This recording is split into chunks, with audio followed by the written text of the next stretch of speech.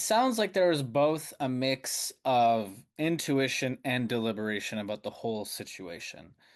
And in academia, there's a big, at least in my field, there's a big effort to try and kind of parse those out. Obviously, it's very hard. And Kahneman, who you like, um, spoke about that system one and system two thinking.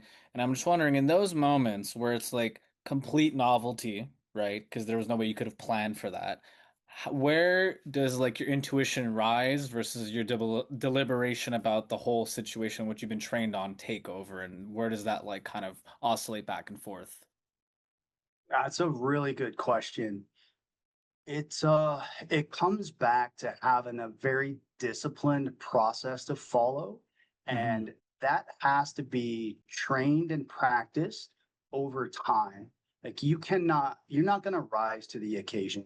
You're going to fall to your level of preparedness and your level of judgment.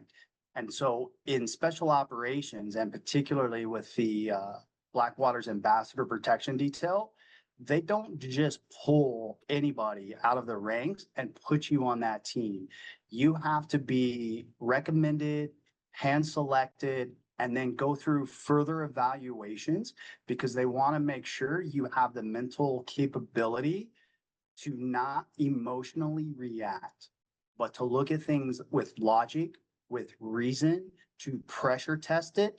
And even though I'm in charge of the team, to communicate with my team and get their thoughts and their input.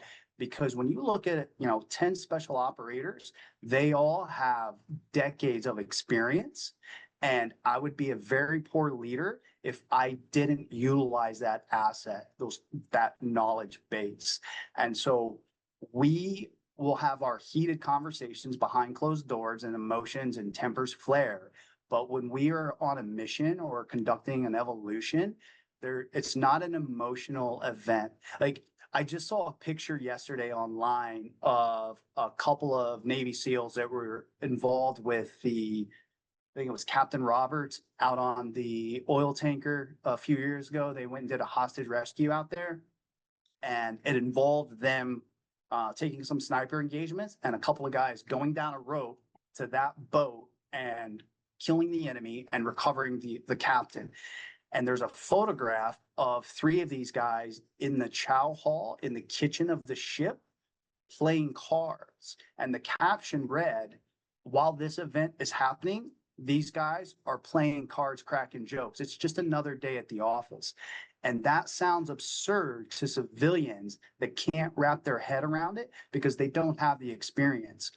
For us to do those high risk missions, in the beginning, it's overwhelmingly stressful. And this is why our curriculum is so long. Like my first bomb school training was about 13 months long.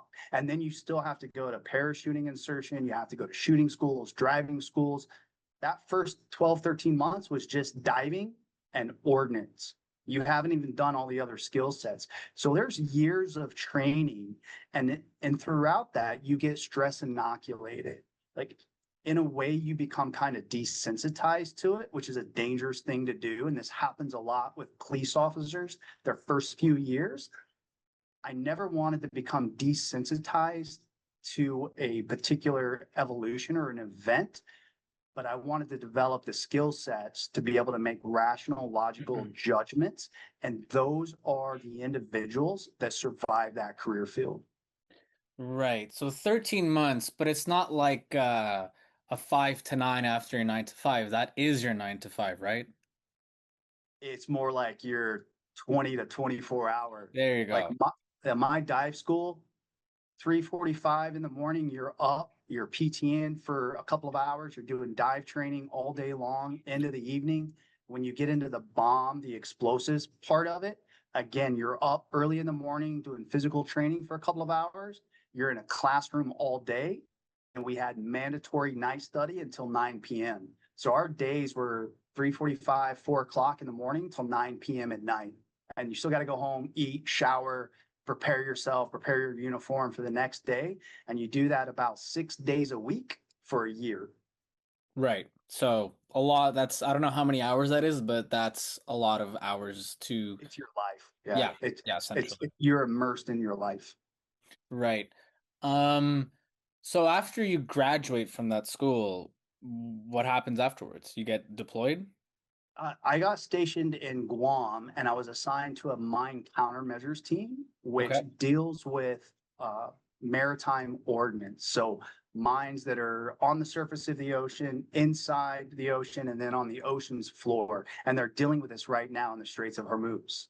Right. So I spent my first year in the water diving against ordnance, either live ordnance or training for it for the first year before I moved on to a Army counterterrorism unit.